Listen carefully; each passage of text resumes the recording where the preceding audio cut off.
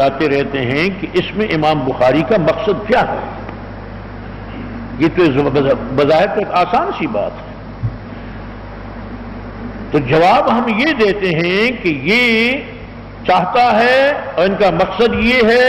کہ تم آغاز علم سے کرو، سیکھنے سے کرو، پہلے سیکھو تو تب عمل کرو۔ اگر علم حاصل نہ کیا اور عمل شروع کر دیا تو عمل غلط ہو جائے گا۔ تو علم قول و عمل سے پہلے ہوتا ہے، زبان سے بات اس وقت نکالو جو پہلے سمجھ، لیکن اصل مقصد تو عمل ہے۔ اب جو لوگ دین کو جانتے ہیں مگر عمل نہیں کرتے تو اسی کو دورنگی کہتے ہیں، اور اسی کے بارے میں اللہ رب العالمین نے وہ آیت فرمائی ہے، نازل فرمائی ہے، جس کو ہم بار بار سنتے اور سناتے رہتے ہیں، اور بار بار سننا اور سنانا چاہیے کہ لم تقولون ما لا تفعلون کبر مقتا عند اللہ ان تقولوا ما لا تفعلون۔ وہ بات کیوں کہتے ہو جس پر عمل نہیں کرتے، اور وہ بات کرنا جس پر عمل نہیں کرتے، یہ اللہ کے نزدیک بڑے غضب اور بڑے نفرت کی بات ہے۔ یعنی اللہ ایسے لوگوں پر رحمت نہیں کرتا، بلکہ ایسے لوگ اللہ کے غضب کے مستحق ہوتے ہیں۔ یہاں کبرہ مقتن کا لفظ آیا ہے، اہل علم جانتے ہیں کہ مقت کس کو کہتے ہیں۔ وہ مقت کہتے ہیں غضب شدید، شدید غضب یا شدید نفرت۔ تو اللہ شدید غصے ہوتا ہے ان لوگوں پر جو وہ بات کہتے ہیں جن پر عمل نہیں کرتے، یا اللہ شدید نفرت کرتا ہے ان لوگوں سے کہ جو وہ بات کہتے ہیں جس پر عمل نہیں کرتے۔ تو جب عمل کیا جائے تو قول اور عمل کی زبان سے آگے دعوت پھیلے گی، جدوجہد چلے گی، اور ظلم کے مقابلے میں فوج اور کارکن تیار ہوتے رہیں گے۔ لیکن اگر علم ہو اور عمل نہ ہو تو ایک تو نصب العین حاصل نہیں ہو سکتا۔ نصب العین تو ہم نے اور آپ نے سیکھ لیا ہے الحمدللہ، قرآن و حدیث سے بھی، اور اس جماعت اسلامی کی دستور میں بھی لکھا ہوا ہے کہ نصب العین رضائے خداوندی کا حصول ہے، اور رضائے خداوندی جس کو حاصل نہیں ہوگی اس کو تو غضب الہی حاصل ہوگا۔ میں آیت پڑھ کر سنا دی، کبر مقتا عند اللہ ان تقولوا ما لا تفعلون۔ اس کے یہ معنی نہیں ہے، اور یہ معنی نہیں لینے چاہیے کہ جب تک انسان کی اپنی زندگی 100% اسلام کے مطابق نہ ہو جائے تو یہ اوروں کو قرآن و حدیث کی بات نہیں بتائے گا، اسلام کی دعوت نہیں دے گا۔ نہیں، یہ مطلب نہیں ہے، اور دلائل ہیں، آیات ہیں۔ اس کا مطلب یہ ہے کہ اوروں کو تو دعوت تم دیتے رہو، ہو سکتا ہے کہ تمہاری دعوت اوروں کے لیے مفید ثابت ہو جائے، لیکن تو خود جب عمل نہیں کرتا تو تمہیں خود کچھ بھی نہیں ملے گا۔ تو لوگوں پر اکثر تو ایسے لوگوں کی باتیں اثر بھی نہیں کرتی، لیکن کبھی اگر اثر کر بھی جائیں تو اوروں کو فائدہ پہنچا دے گا، تو اپنے آپ کو فائدہ نہیں پہنچا سکتا۔ تو عمل کرو۔ تیسری طریقہ اس جد و جہد کا یہ ہے کہ جس کو دعوت کہتے ہیں، جس کو تبلیغ کہتے ہیں، دین کو سیکھ لیا، دین پر عمل بھی کر لیا اور کرتے رہتے ہیں، لیکن اوروں کو نہیں بتاتے، اوروں کو دین نہیں سمجھاتے، دعوت نہیں پھیلاتے، تبلیغ اور تعلیم کا کام نہیں کرتے، تو اس کے ذریعے بھی اسلامی انقلاب نہیں آ سکے گا، اور ظلم کا مقابلہ نہیں کیا جا سکے گا، اور ظلم کے مقابلے میں جہاد جد و جہد کرنے والے تیار نہیں ہو سکیں گے۔ تو پھر دعوت کرو، جو دین خود سیکھا ہے اوروں کو سکھایا جائے، خود نماز پڑھتا ہے کوشش کی جائے کہ باقی لوگ بھی نمازی بن جائیں، خود ظلم نہیں کرتا تو کوشش کرے کہ باقی لوگ بھی ظلم سے باز آ جائیں، خود اپنے گھر کو بے حیائیوں سے پاک رکھتا ہے تو کوشش کرے کہ میرے پڑوسی اور ماحول بھی بے حیائی کے کاموں سے پاک اور صاف ہو جائے۔ دعوت پھیلاتا ہے، لوگوں کو دین سمجھاتا ہے۔ نبی اکرم صلی اللہ علیہ وسلم نے بھی ظلم کے خلاف کام کیا ہے، شرک کے خلاف کام کیا ہے، کفر کے خلاف کام کیا ہے، اور عربوں میں جو مظالم ہو رہے تھے، ایک دوسرے کو قتل کرتے تھے، آپ کو معلوم ہے۔ لیکن نبی علیہ السلام نے اسی طریقے پہ کام کیا، انہوں نے دعوت دی، اور قرآن کریم میں اللہ تعالیٰ نے اپنے نبی کا مقام بتاتے ہوئے فرمایا یا ایھا النبی انا ارسلناک شاہدا ومبشرا ونذیرا وداعیا الی اللہ باذنہ وسراجا منیرا، اے میرے نبی ہم نے بھیجا ہے تم کو، تو خود نبی نہیں بنا، ہم نے نبی بنایا ہے، ہم نے بھیجا ہے، شاہدن کہ تو حق کی گواہی دے گا، شہادت حق کا فریضہ ادا کرے گا،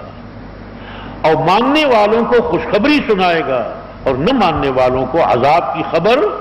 دے گا،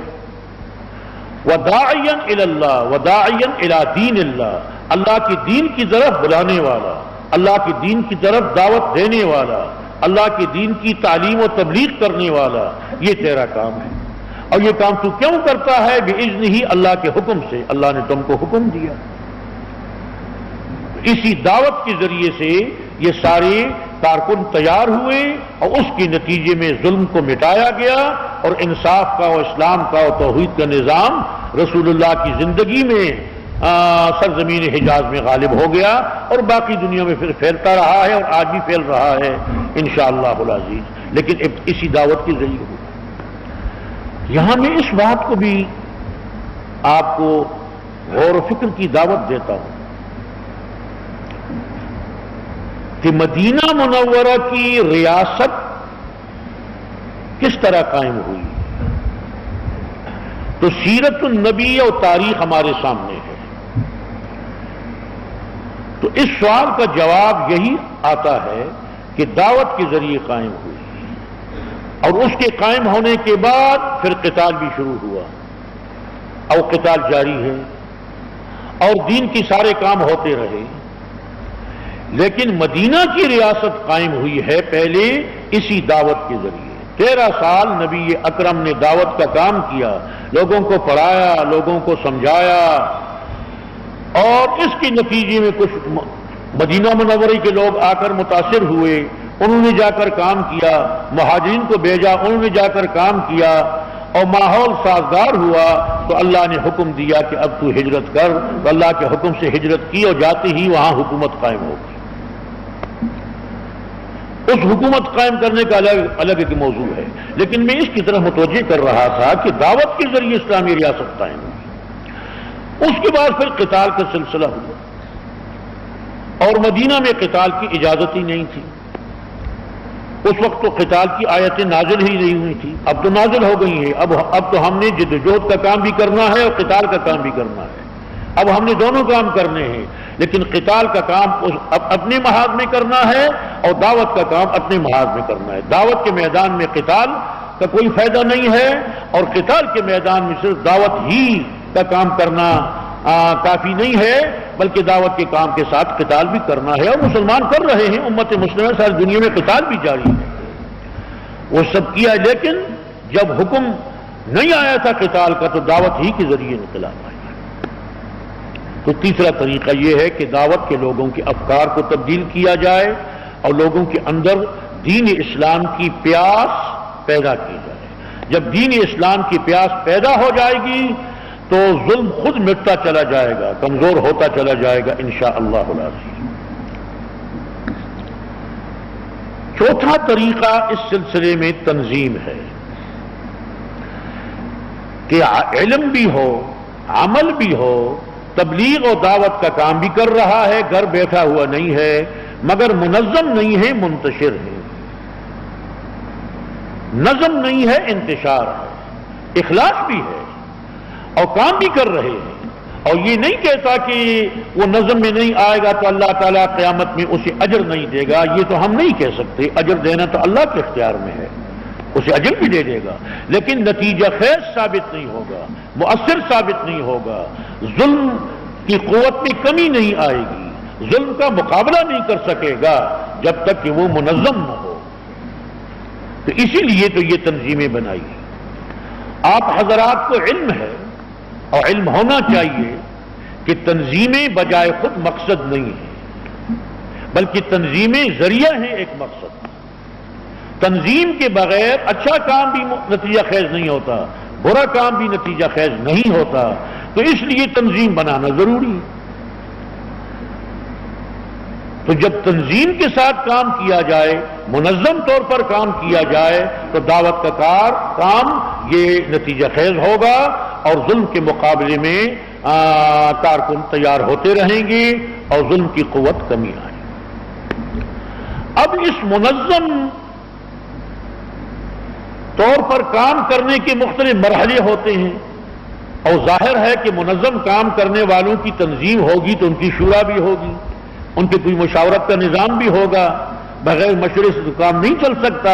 وہ مشاورت کے ساتھ جو فیصلہ پھر کریں گے کہ ہمیں اس وقت جلسہ کرنا ہے، اس وقت یہ جلوس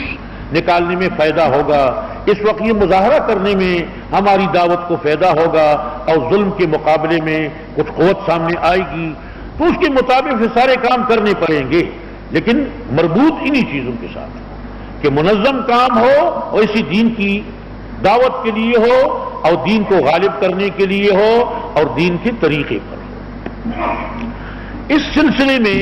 اس وقت موضوع یہ نہیں ہے کہ تنظیم میں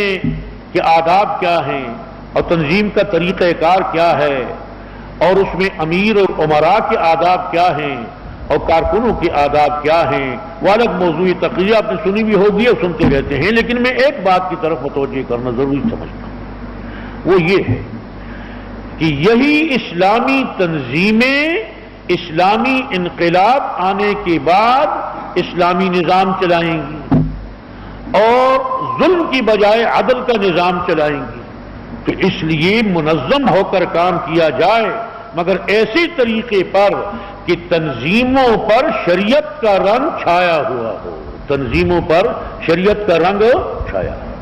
جس طرح کہ وہ کارکن انفرادی طور پر دین کے ساتھ محبت رکھتے ہیں، تو ان کا اجتماعی نظام بھی اسی رنگ میں رنگا ہوا، وہ عوام الناس یا مروجہ سیاست باز لوگوں کے رنگ میں رنگا ہوا نہ ہو، اور جو مروجہ یہ سیاسی پارٹیاں ہیں ان کے رنگ میں رنگا ہوا نہ ہو۔ وہ یہ تو دیکھیں کہ عوام کے جذبات کو کس طرح ہم دین کے لیے ہموار کر سکتے ہیں، عوام کو کس طرح دین کے لیے اٹھا سکتے ہیں، اور کیا تدبیر ہو سکتی ہے، یہ تدبیر تو اختیار کرے، لیکن اصول یہ سامنے رکھے کہ اس تنظیم کے ساری سرگرمیوں پر قرآن و سنت اور شریعت کا رنگ چھایا ہوا ہو۔ جب وہ جلسہ کرے، وہ لاکھوں کا جلسہ ہو، اس پر بھی شریعت کا رنگ چھایا ہوا ہو، وہ چند لوگ بیٹھے ہوں، وہاں بھی وہی بات، وہ جلوس و مظاہرہ کرے تو ان کے جلوس و مظاہرے اور دوسرے لوگوں کے جلوس و مظاہرے میں امتیازی فرق ہونا چاہیے کہ یہاں یہ پابند ہیں اور دوسرے لوگ آزاد ہیں، یہ پابند ہیں اللہ اور رسول کے۔ وہ یہ نہیں دیکھیں گے کہ عوام کس چیز سے خوش ہو جائیں گے، وہ عوام کو خوش کرنے کی کوشش کریں گے، لیکن ایسے طریقے میں خوش کرنے کی کوشش نہیں کریں گے کہ وہاں اللہ اور رسول کے ناراضگی آ جائے، اللہ رسول ناراض ہو۔ یہ تو اس لیے کہ دینی تحریک ہے، یہ تو محض سیاسی تحریک تو ہماری ہے نہیں۔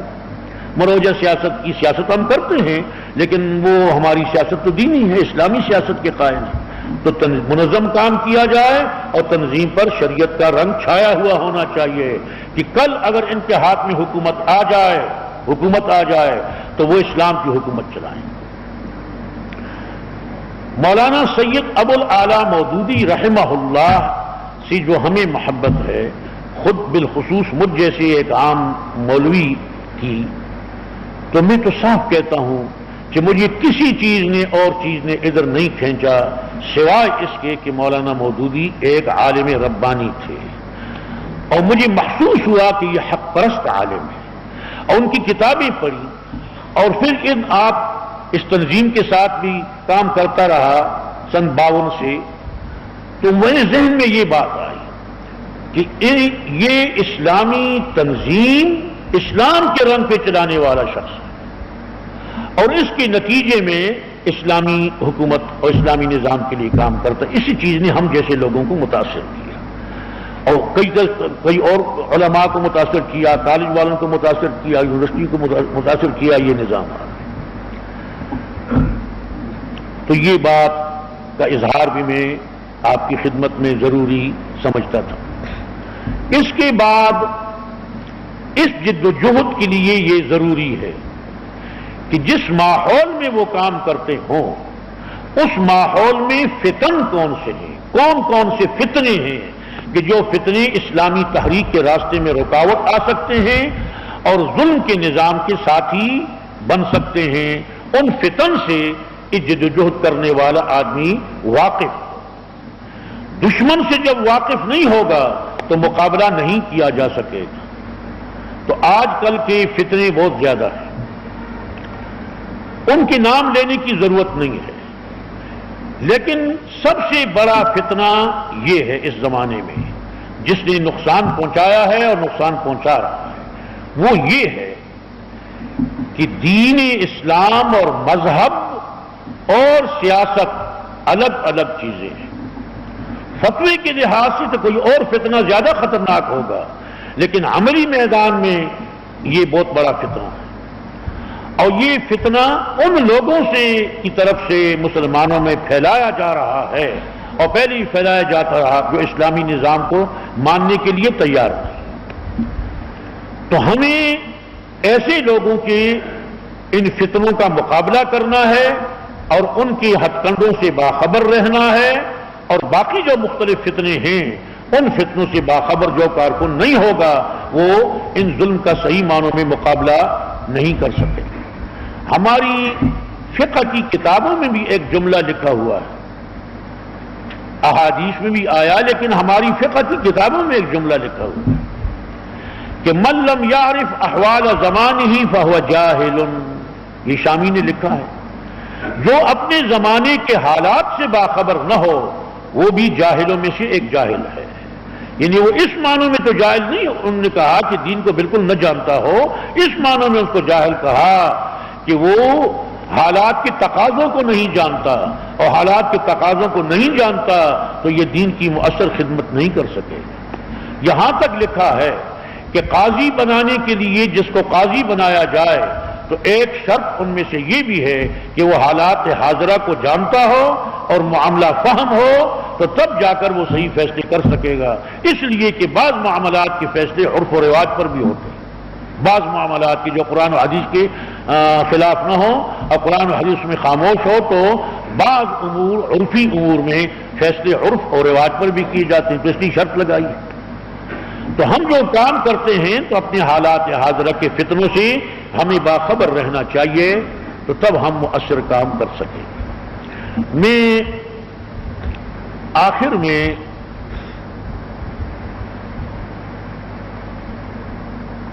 یہ عرض کر کے تقریر کو ختم کرتا ہوں،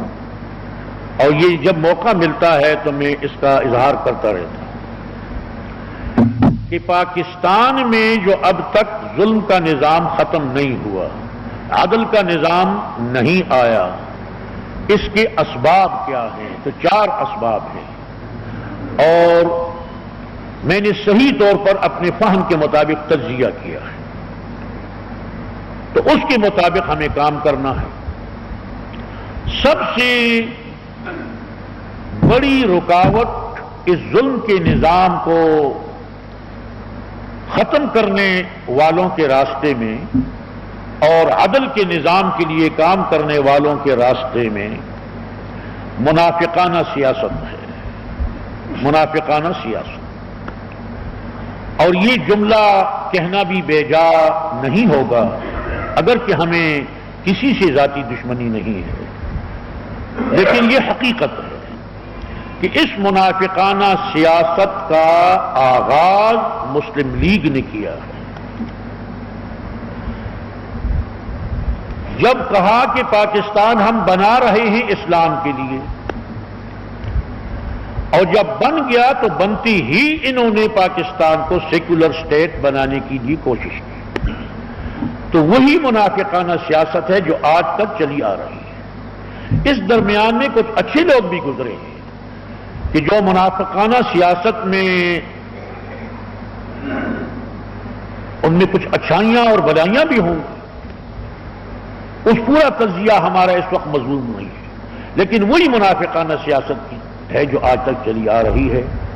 اور اس کا ذکر قرآن کریم میں اللہ رب العالمین نے کیا ہے۔ وَمِنَ النَّاسِ مَن يُعْجِبُكَ قَوْلُهُ فِي الْحَيَاةِ الدُّنْيَا وَيُشْهِدُ اللَّهَ عَلَى مَا فِي قَلْبِهِ وَهُوَ أَلَدُّ الْخِصَامِ وَإِذَا تَوَلَّى سَعَىٰ فِي الْأَرْضِ لِيُفْسِدَ۔ اس عدل کے نظام کے راستے میں جو اب تک نہیں آئی، وہ اس ملک کے سرمایہ دار اور جاگیردار ہیں۔ سرمایہ دارانہ اور جاگیردارانہ نظام کی خرابیوں سے آپ واقف ہیں، وہ اس وقت موضوع نہیں ہے، لیکن میں اشارہ کر رہا ہوں کہ انہوں نے پوری قوم کو، معاشرے کو اپنے ظلم و استحصال اور سرمایہ داری اور جاگیرداری کی زنجیروں میں جکڑا ہوا۔ تو ہمیں دعوت کے ذریعے، تبلیغ کے ذریعے، عوام کو اٹھانے کے ذریعے، تمام وسائل ذرائع کے ذریعے ان کا زور کم کرنا ہے اور سرمایہ دارانہ اور جاگیردارانہ نظام کی زنجیروں کو توڑنا، اس طریقے پر جو طریقہ ہم کو اسلام نے سکھایا ہے کہ جو پاکستان میں ہم پرامن طریقے اختیار کیے ہوئے ہیں، کسی کے ڈر کی وجہ سے نہیں، یہ ہماری سوچی سمجھی پالیسی ہے۔ لیکن رکاوٹ کو سمجھنا چاہیے یہ ہے۔ اور تیسری رکاوٹ یہ ہے دینی تنظیموں اور علماء دین کا باہمی اختراق اور اختلاف اور تحزب، یہ رکاوٹ۔ اب یہ ایک حقیقت ہے، ہم اسے آنکھیں بند تو نہیں کر سکتے۔ غلطی کس کی ہے؟ میری ہے، کسی اور کی ہے، فلاں عالم کی ہے، فلاں کی ہے، یہ تو ہمیں دیکھنا ہے کہ غلطی کس کی ہے، وہ یہاں موضوع نہیں ہے۔ لیکن اس حقیقت سے ہم انکار تو نہیں کر سکتے کہ اختلاف موجود ہے۔ اور جب دینی تنظیموں اور شریعت کے نظام چاہنے والوں میں، چاہتے سب شریعت کا نظام ہے، کوئی اخلاص کے ساتھ چاہتا ہوگا، کوئی غرض کے لیے چاہتا ہوگا، لیکن شریعت کی مخالفت کوئی دینی تنظیم اور کوئی عالم تو کرتا نہیں ہے، نہ کسی نے کی ہے۔ اب نیت کی بات اور ہوگی، یہ مختلف ہے۔ تو اس اختلاف کے نتیجے میں عدل کا نظام ابھی نہیں آیا اور ظلم کا نظام ابھی ہٹا نہیں ہے، اس سے ہمیں نجات نہیں ملی۔ تو اس لیے ہمیں اتحاد کی کوشش کرنی چاہیے۔ یہ ہم نے جو اب تک ایک پالیسی بنائی ہے اور اس پالیسی پر نظر ثانی کی جا سکتی ہے، لیکن اب تک یہی ہے، جہاں تک مجھے علم ہے، وہ بحال ہے وہ پالیسی، وہ یہ کہ ہم نیکی کے کام میں ہر ساتھ تعاون کرتے رہیں گے، لیکن ہم منافقانہ سیاست کی علم بردار اور منافقانہ سیاست کرنے والی سیاسی پارٹیوں کے ساتھ اتحاد نہیں کریں گے، ان کے ساتھ متحد نہیں ہوں گے۔ باقی کوئی دشمنی ہمیں ذاتی نہیں ہے، ملنا ہے، بیٹھنا ہو سکتا ہے، وہ تو فرعون کے پاس موسیٰ علیہ السلام گئے تھے، نہیں ہے۔ تو یہ اس لیے کہ منافقانہ سیاست کے ساتھ اتحاد کے نتیجے میں منافقانہ سیاست کے علم برداروں کو فائدہ پہنچتا ہے، تو اس لیے ہم نے یہ پال بنائی ہے۔ لیکن علماء دین، دینی تنظیموں کے ساتھ ہم کبھی اتحاد نہیں کریں گے، یہ ہماری پالیسی ہم نے نہیں بنائی، یہ فیصلہ ہم نے نہیں کیا۔ ہم کوشش اب بھی کر رہے ہیں، لیکن یہ ہے کہ ان کی طرف سے نہیں ہو رہا، وہ ہم کوشش کریں گے۔ لیکن میں تو رکاوٹ پیش کر رہا ہوں کہ یہ اختلاف بھی رکاوٹ ہے، اس کے اختلاف کو ختم کرنے کے لیے ہمیں کوشش کرنی ہے کہ دینی تنظیم اور علماء دین متحد ہو جائیں۔ چوتھی رکاوٹ عوام کی غفلت ہے۔ یہ ذکر میں تو چوتھے نمبر پر یہ بات آ گئی اس ترتیب کے لحاظ سے جو میرے ذہن میں آ گئی تھی، ورنہ دوسرے پہلو سے دیکھا جائے تو سب سے پہلی رکاوٹ عوام کی غفلت ہے۔ عوام الناس کی غفلت، جہالت کا لفظ بھی استعمال کیا جا سکتا ہے، لیکن جہالت کا لفظ ذرا بھاری ہے،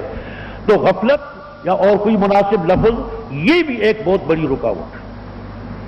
عامت المسلمین ہیں، اسلام کو مانتے ہیں، محبت بھی رکھتے ہیں، لیکن اسلام کا جامع تصور ان کے ذہنوں میں نہیں ہے، اسلام کا شعور نہیں ہے، اسلام کے ساتھ محبت کا وہ عالم نہیں ہے جس کو دین کی پیاس کہا جاتا ہے۔ تو ہمیں عوام میں اب زیادہ کام کرنا ہے۔ 10 سے ہو گئے 20 شعوری مسلمان، 20 سے ہو گئے 1000، 1000 سے لاکھ، 1000 سے پھر 1 ملین، پھر آگے چلتے رہو۔ بس یہی طریقہ ہے جس کو ہم نے اختیار کیا ہے کہ شعوری مسلمان، دین کو سمجھنے والے مسلمان، اس میں جتنا معتدبی تعداد میں اضافہ ہوگا تو اتنی ہی نسبت سے اسلامی نظام کا راستہ یہ قریب ہو جائے گا انشاءاللہ العظیم۔ تو یہ 4 رکاوٹیں ہیں، ان 4 محاذوں پر ہم نے کام کرنا ہے۔ وآخر دعوانا ان الحمدللہ رب العالمین۔ کریں گے کہ وہ مختصر ان کا جواب دے دیں۔ پہلا سوال تو یہ کیا گیا ہے کہ افغانستان کے اندر جو طالبان کا انقلاب آیا ہے، تو اس انقلاب کے بارے میں آپ کی کیا رائے ہے، اور ان سختیاں کی ہیں، سختیوں کے بارے میں آپ کا کیا خیال ہے؟ دوسرا سوال ایران کے انقلاب سے متعلق ہے کہ ایران میں جو انقلاب آیا اور وہاں پر ایک حکومت قائم ہے، تو اس کے بارے میں آپ کی کیا رائے ہے؟ کیا ہم اسے اسلامی حکومت کہہ سکتے ہیں یا اس کے بارے میں ہمیں کیا نقطہ نظر رکھنا چاہیے؟ باقی کے جو مختلف سوالات ہیں، کیونکہ وقت بہت قلیل ہے اور الحمدللہ مولانا نے اپنی جامع گفتگو میں ان میں سے بیشتر سوالوں کا جواب دے دیا ہے، تو میں درخواست کروں گا مولانا سے کہ ان دونوں سوالوں کا جواب ہمارے شرکاء کے سامنے پیش کر دیں۔ جہاں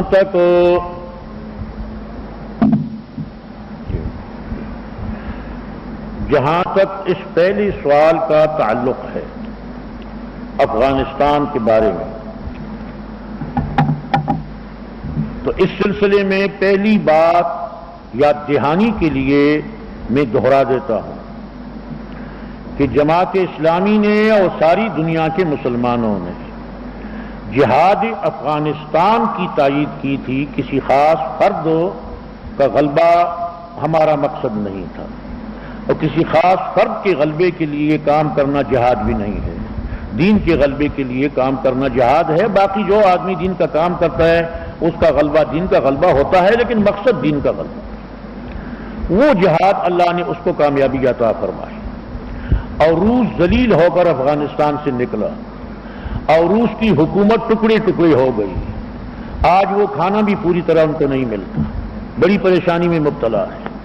تو لہذا اس پر تو اللہ کا شکر ادا کرنا چاہیے کہ جہاد افغانستان کو اللہ نے کامیابی عطا فرمائی ہے۔ دوسری بات یہ عرض کرتا ہوں کہ نجیب کے سقوط کے بعد جو لڑائی شروع ہوئی وہ ان دو گروپوں میں ہوئی تھی کہ جن کے ساتھ ہمارا گہرا تعلق تھا، ان کا تعلق ہمارے ساتھ گہرا تھا، اس لیے کہ وہ مولانا مودودی رحمہ اللہ سے محبت رکھنے والے لوگ تھے، ان کی تائید کرنے والے تھے،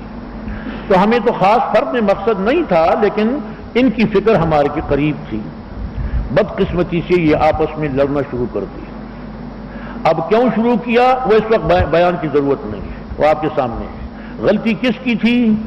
اور کس کی نہیں تھی،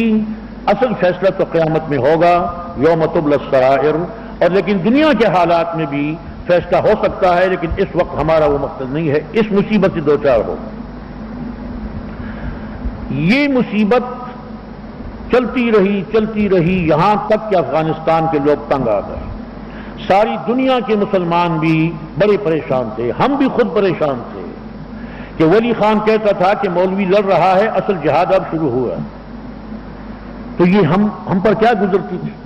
اور اثرات ہم پر بھی یہاں پڑتے تھے، لیکن جو ہونا تھا وہ ہوا۔ اس تنگ آنے کے بعد میری رائے یہ ہے کہ طالبان کو کسی نے نہیں اٹھایا۔ کسی کی رائے ہوگی، آپ نے مجھ سے پوچھا ہے تو میں اپنی رائے صاف صاف کہتا ہوں، غیب کا علم مجھے بھی نہیں ہے، کسی اور کی بھی نہیں ہے، حالات پہ بات کرنی ہے۔ ان طالبان کو نہ امریکہ نے اٹھایا ہے، نہ برطانیہ نے اٹھایا ہے، نہ کسی اور نے اٹھایا ہے، حالات نے اٹھایا ہے، وہ اٹھے، لوگ تنگ آ گئے تھے لڑائیوں سے، شریعت جاری نہیں ہوئی تھی۔ اور اس جملے کو میں کہنا اپنا فرض سمجھتا ہوں کہ یہ استاد ربانی صاحب نے 4 سال تک حکومت کی افغانستان، کابل پر، پورے افغانستان پر نہیں، کابل پر تو تھی، لیکن انہوں نے دفتروں سے لڑکے اور لڑکیوں کو الگ بھی نہیں کیا، اتنا بھی نہیں کیا، اس نے شریعت کا ایک حکم جاری نہیں کیا، نجیب کو سزا تک نہیں دی، لڑتے رہے، لوگ تنگ آ گئے تھے۔ ملا محمد عمر صاحب اس نے دینی علم کی تکمیل بھی ابھی نہیں کی ہے، وہ تسلیم بھی کرتا ہے، اس کی قیادت میں لوگ اٹھے، لوگوں نے اس کا استقبال کیا، لڑائیاں تھوڑی بہت ہوئیں، اب لڑائیاں ہو رہی ہیں، پہلے تھوڑی بہت ہوئی تھیں، لیکن انہوں نے ملک پر قبضہ کر دیا، تو اس کے رد عمل کے نتیجے میں یہ آیا ہے۔ اب یہ موجودہ حکومت کیسی ہے؟ تو ظاہر ہے کہ یہ اس قسم کی خلافت تو نہیں ہے کہ جس کو ہم خلافت علی منہاج النبوت کہتے ہیں، اللہ خلافت علی منہاج النبوت ہمیں نصیب فرمائے، لیکن یہ اس قسم کی تو نہیں ہے، اس کی کئی تفصیلات ہیں۔ ایک تو یہ ہے کہ خلافت علی منہاج النبوت یا اسلامی حکومت کا پہلا بنیادی اصول یہ ہے کہ اس کا امیر یہ میرٹ پر بھی برابر ہونا چاہیے اور مسلمانوں کا معتمد اور منتخب بھی ہونا چاہیے، اور یہ منتخب اور معتمد نہیں ہے۔ کچھ لوگوں کا منتخب ہے، پورے افغانستان کا منتخب نہیں ہے۔ میں نے ایک خط بھی ان کو بھیجا تھا، تازہ ترین دنوں میں بھیجا تھا، اور اس کی کچھ فقہ کی عبارات ہیں، ان کی تشریح بھی کی تھی، وہ یہ موقع نہیں ہے اس کا۔ کچھ اور کمزوریاں بھی ہوں گی، غلطیاں بھی ہوں گی، لیکن بحیثیت مجموعی میں اس کو اسلامی حکومت کہتا ہوں۔ شریعت نافذ کرتے ہیں، کچھ غلطیاں بھی کرتے ہیں، معیاری تو نہیں ہے، اور ان کے مقابلے میں آج جو لڑ رہا ہے، لڑائی جو کر رہے ہیں، وہ نہ حکمت یار صاحب ہے اور حقیقت میں ربانی صاحب بھی نہیں ہے، یہی مسعود صاحب ہے۔